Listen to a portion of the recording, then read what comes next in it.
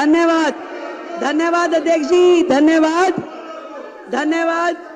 इस तरीके से हाउस का समय बर्बाद करना असल में तो इनकी नीयत ही नहीं है। इन्हें मालूम है कि ये जो रिपोर्ट, अभी तो केवल मात्र 2 रिपोर्ट सदन पटल पे लाई गई हैं, तो इनके होश उड़ गए हैं। पूरे के पूरे अखबार, पूरा मीडिया, पूरे चैनल्स रोजाना सुबह से शाम तक इनके काले चिट्ठे खोलते हैं और ये सोच रहे हैं कि बाकी की 12 आ जाएगी तो इनका क्या हाल होगा, क्योंकि ये पूरी तरीके से सर तक भ्रष्टाचार में डूबे हुए हैं। केवल ध्यान डाइवर्ट करने के लिए अलग अलग प्रकार के मुद्दे लेकर के आते हैं। मैं आपको अध्यक्ष जी बताना चाह रही थी कि सिर्फ ये विषय नहीं है कि जो अस्पताल में बजट कम यूज हुआ, कोविड के समय बजट कम यूज हुआ, कम बिस्तरों का उपलब्ध कराए गए। बात यह है कि उस समय के दौरान जो लाखों लोगों ने तकलीफें सही, जो मरीजों के दिल पे गुजरी, जो पूरी तरीके से अस्त व्यवस्था देख करके डॉक्टरों के मन पे गुजर रही होगी, वहां के स्टाफ पे गुजर रही होगी, जो परिवार जानों के साथ घटनाएं घट रही होंगी, आज उसको सोचिए तो दिल दहल जाता है। शर्म आनी चाहिए उनके माननीय विधायक को कि जब अशोक गोयल जी कोविड की चर्चा कर रहे थे, परिवारजनों के मरने की बात कह रहे थे, शमशान घाट पे जगह नहीं मिल रही, ये बातें कह रहे थे, तो वो विधायक मुंह खोल के जो हंस रहे थे। शर्म आनी चाहिए। मैं आज इस सदन के माध्यम से ये पूरा का पूरा दिल्ली सरकार का स्वास्थ्य विभाग और दिल्ली सरकार के अस्पताल स्वयं बीमार हैं, खुद ही बीमार हैं। इसको इलाज की जरूरत है। पहले एक एक उनका डिपार्टमेंट, एक एक चीज, डॉक्टर बेबस है, पूरी व्यवस्था बेबस है। आपदा के पिछले ये 10 साल स्वास्थ्य के नाम पे केवल भ्रष्टाचार हुआ है अध्यक्ष जी, केवल भ्रष्टाचार। केवल वो मुद्दे नहीं है जो इस सीएजी की रिपोर्ट में है। बात यही खत्म हो जाती तो और बात थी, बात तो अभी शुरू हुई है। अभी तो इनके काले कारनामे खुलने शुरू हुए हैं। आज जब मैं अधिकारियों के साथ बैठी और मैंने उनसे पूछा कि बताइए भाई क्या है, तो मुझे ये समझ में आई कि मरीजों को नकली दवाइयां और नकली मरीजों को असली पेमेंट की गई उनके नाम पे असली पेमेंट की गई।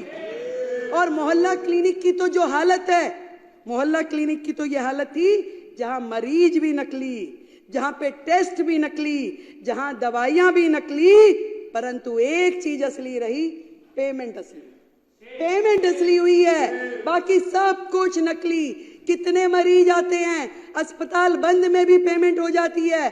करोड़ों रुपए की मोहल्ला क्लिनिक के नाम पे पेमेंट्स हुई, परंतु उसकी कहीं से कहीं तक कोई भी अकाउंटेबिलिटी नहीं है।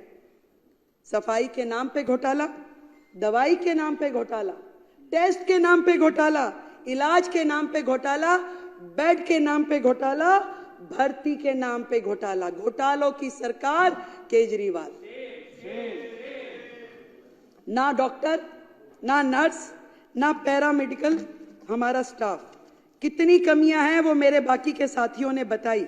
फिर भी मैं आपको ये बताना चाहूंगी कि जो नर्सिंग स्टाफ है, जो सेंशन है, वो 7,977 में से केवल 5,791 हैं। 2,186 नर्सिंग स्टाफ की सीट्स आज भी वेकेंट है। आप मानिए कि अस्पताल में यदि 2,000 नर्सों की कमी है तो उन अस्पतालों की क्या स्थिति चल रही होगी। आज भी ड्यूटी मेडिकल ऑफिसर 234 सीटें खाली आज भी है। वो कैसे चल रही है, कहां पे उनकी ओपीडी हो रही है। जितना भी स्टाफ है, एक एक विभाग, यहां तक कि पैरामेडिकल जो पोस्ट है उसमें भी 2796 पोस्ट आज भी खाली पड़ी हैं। किस तरीके से ये अस्पताल चलाए जा रहे हैं अध्यक्ष जी, मैं ये जानना चाहती हूँ। घोटालों की सरकार ने 10-10 हजार रुपए में जो कॉन्सेंट्रेटर मशीन थी उसको लाखों रुपए में खरीदा। 10 रुपए का वो N95 वाला मास्क जो था वो 150 रुपए में खरीदा। और शर्म की बात यह है खरीदा तो खरीदा, उपयोग हो जाता तो दर्द नहीं होता। दर्द इस बात है, आज भी हमारे अस्पतालों में पूरे के पूरे गोदाम, कमरे भरे पड़े हैं उन सामानों से जो जनता की गाड़ी खून पसीने की कमाई से किया गया है। आज भी पीपी किट, मास्क, कॉन्सेंट्रेटर मशीनें, सिलेंडर अस्पतालों में भरे पड़े हैं जिनका कोई उपयोग नहीं हो रहा। ना तो वो जनता के काम आ पाए, ना मरीजों के काम आ पाए। खरीद कर ली गई, लाखों रुपए का, करोड़ों रुपए का घोटाला हो गया, आज भी वो अस्पतालों के गोदामों में पड़े हुए हैं। कितने शर्म की बात है। एक एक अस्पताल का गोदाम जाके खोल के देखिए, वहां पे क्या क्या पड़ा हुआ है। मिट्टी हो रहा है, परंतु इनके कान पे जूं नहीं रेंगती। कितनी बुरी स्थिति है।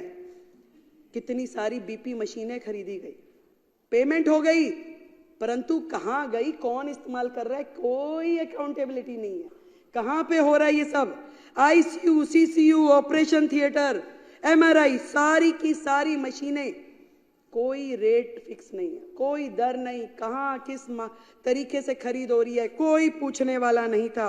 जो लोग कहते थे हम करप्शन खत्म करने, क्या किया? जब लोग रो रहे थे तो ये क्या कर रहे थे? ये पॉलिसी बना रहे थे, एक के साथ एक शराब की बोतल कैसे फ्री में देनी। अब बताइए, आज आप पूछते हैं, मैं आपसे पूछना चाहता हूं, आप विपक्ष के इतने एमएलए बैठे हैं, क्या आप में से इस बात का कोई जवाब दे सकता है कि जब लोग कोविड में रो रहे थे तो आप शराब बेचने की पॉलिसी बनाने में लगे हुए थे? क्या इस बात का कोई जवाब दे सकता है? और फिर आप क्या कह रहे थे यहां बैठकर? आज हमारी मुख्यमंत्री जी बैठी हैं, मुझे याद है कितना घिन वाला वो अल्फाज था, ये दिल्ली के मालिक हम हैं, ये दिल्ली के मालिक हम हैं। बताओ यार, अरे तुमको ही कैसे दिल्ली के मालिक हो गए? तुमको औरंगजेब हो दिल्ली के मालिक बन जाओगे? तुम क्या हो जो दिल्ली के मालिक बन जाओगे? तुम दिल्ली के पैरों को हाथ लगा के वोट मांगने वाले लोग हो। तुम साधारण कार्यकर्ता की तरह लोगों के पैरों में पड़े और वोटें मांगी। हम भी लोगों के पैरों में पकड़ के वोटें मांगते हैं। मालिक बन के आप दिल्ली के, आप कैसे बन गए दिल्ली के मालिक? मैंने क्या बोला है? क्या अरविंद केजरीवाल जी ने यहां खड़े होकर बोला नहीं मैं दिल्ली के मालिक है? ये बोला तो उन्होंने खड़े होके। क्या मैं गलत कह रहा हूं? बताइए मेरे को, विपक्ष के एमएलए बता दें, क्या आपने नहीं सुना था? अरविंद केजरीवाल जी खड़े होके कह रहे थे हम दिल्ली के मालिक हैं, हम दिल्ली के मालिक। अरे बताइए, मैं ढूंढ रहा था, मैंने आज आके पहले नीचे देखा, मैंने कहा मालिक दिख नहीं रहे, कहीं दिख नहीं रहे। अरे मालिक कहां चले गए, कहां चले गए? बड़े रोते बोलते थे, और गुरु साहब की गुरबानी मैं करना नहीं चाहता, पर बड़ा जो बोल थे वो कहां चले गए? वो कहां चले गए? जो दिल्ली के अपने आप को मालिक बताते थे वो कहां चले गए?